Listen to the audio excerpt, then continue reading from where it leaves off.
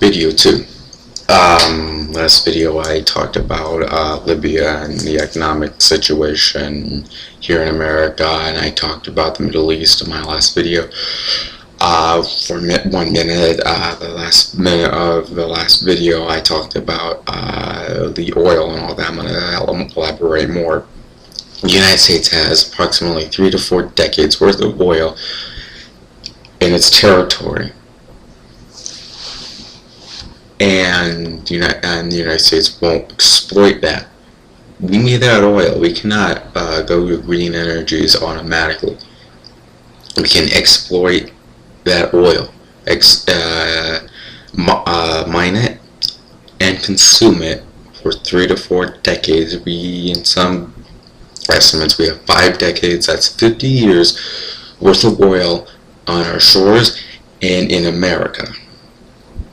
And he take from Saudi Arabia, which, if Saudi Arabia so happens to have a political unrest or civil war, the United States will experience about $200 barrel of oil per barrel oil prices, thus having about $5, $6, $7, even $8 a gallon gas prices, which politically would be unsound, and Republicans would be swooping in by the shitload around the nation, state legislatures, governorships, and ultimately the United States Congress and the presidency. And thus, the United States will have the Pacific and Atlantic coasts, the Gulf coasts, and Alaska's ANWR open for business, and even the Gulf of Alaska and Bering Sea, even though that the Bering Sea is very treacherous. Point being, watch Deadliest Catch on the Discovery Channel when it's on. Those waves can get high, but still, we need these energy security. We need to have our own oil mined, refined, and consumed. We cannot rely on Saudi Arabian or foreign oil. We need more domestic oil. We need to consume 99.9% of all of our oil. We need to mine it. Even the lowest grades, including the highest grades.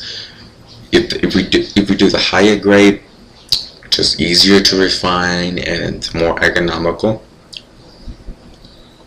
barrel of oil here in America would drop to about $10, $20 a barrel, thus having about less than $1 per gallon in gas on just regular unleaded. Alright, if the United States does not start to mine its own oil and consume its own oil and open ANWR, even though ANWR is a wildlife refuge, it can be opened up in sections, and there can be around the oil platforms or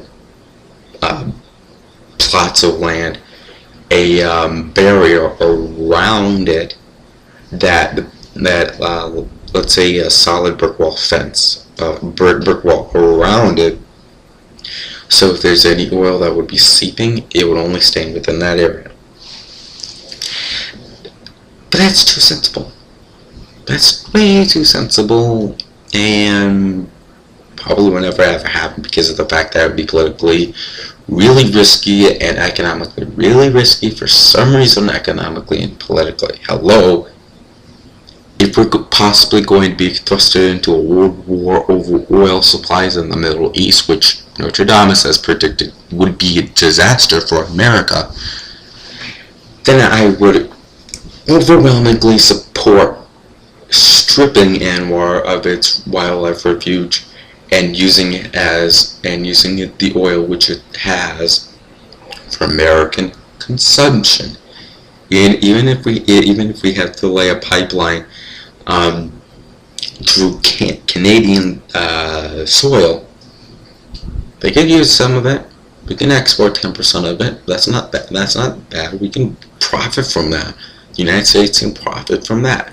That can be considered federal government revenue if they so choose. But that's way too sensible. Hello. These economical sensible and political sensible solutions are what they are. Sensible.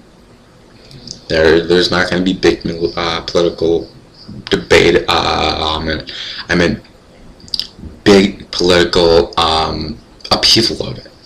There's just not. If something like that happened and President Obama did that, I'd be like, oh, that's cool. If he started doing more Republican type things or conservative type things, I would more and more like him politically. About what happened in Wisconsin.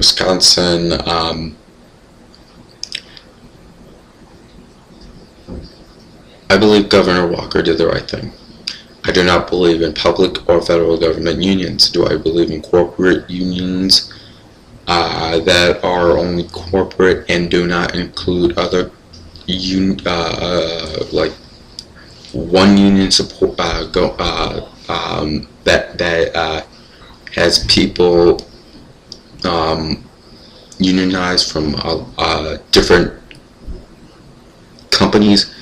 Do I believe in those type of unions? No. Do I believe? Oh, I'll finish this on video 3.